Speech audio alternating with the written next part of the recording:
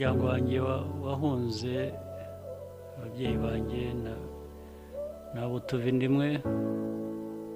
bahunze mfite imyaka 4 wenda irengaho amezi make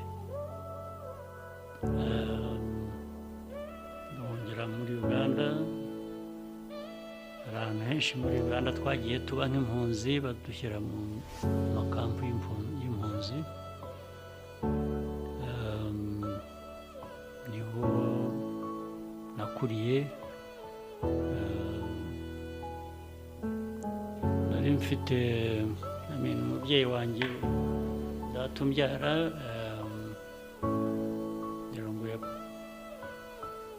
yashaje mfite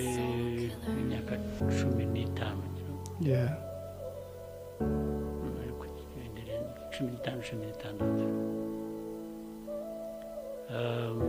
icyo nibuka ni uko muri mikurire yose nk'umwana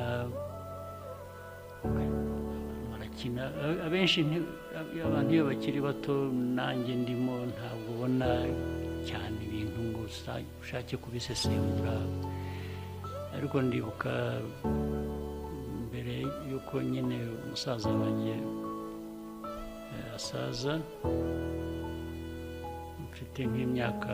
11 ngira